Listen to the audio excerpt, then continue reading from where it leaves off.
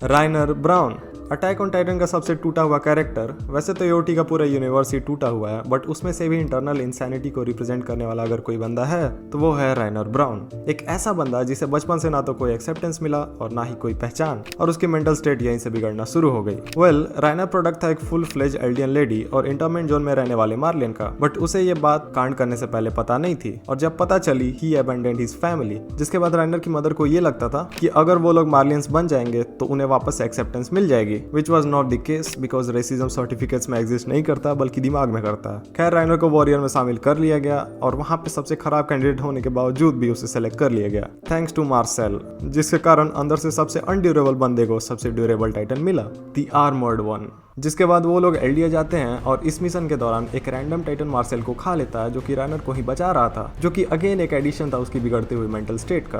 और क्योंकि उसे हर हाल में मिशन कंप्लीट करना था, उसने एनी और बर्टोल्ट को एपिसोड 1 में हुए कांड के लिए फोर्स किया, जिसमें सैकड़ों की संख्या में लोग मारे गए। जिसके बाद राइनर स्काउट्स ज्वाइन कर लेता है ताकि वो लोग फाउंडिंग टाइटन वापस ले पाए, बट इस दौरान होती है उसकी लाइफ की सबसे महत्वपूर्ण घटना, मर्डर ऑफ मार्सेल।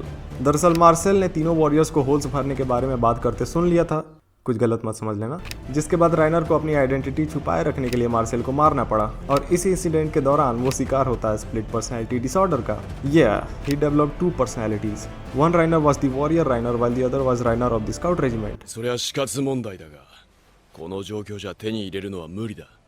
兵士としてそれなりの評価と待遇があっても、まあいいと思うんだがな。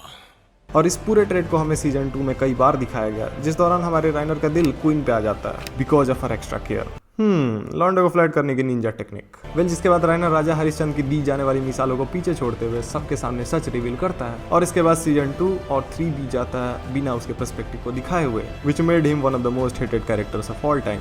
इसके बाद आता है सीजन 4, जिसमें हमारा मेन प्रोटैगनिस्ट राइनर ही था, और यहाँ हमें पता चलता है उसके लाइफ में हुए इवेंट्स के बारे में जिसने उसे अंदर से तोड़ दिया था, और वो ऑलरेडी शिकार हो चुका था मेंटल इलनेस जैसे depression, suicidal tendency, anxiety, heart break और नाइलिज्म का।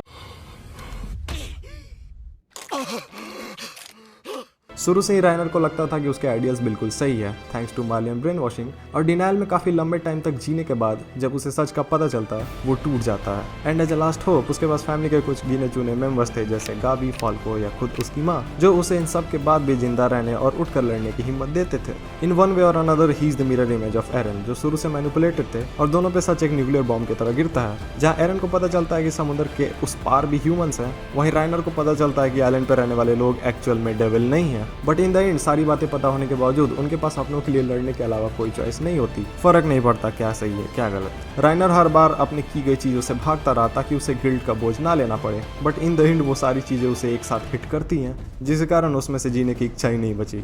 But again thanks to Eren he realised what he truly was from the start, और उसे अब आगे क्या करना है, which kept Reiner keep moving forward. And that was it. I hope video अच्छी लगी होगी आप सबको। अगर पसंद आ गई हो तो लाइक कर सकते हो, साथ ही नए हो तो चैनल को सब्सक्राइब भी कर सकते हो बेल आइकन हिट करने के साथ साथ। See you soon, this is Saket from an enthusiast. Piece.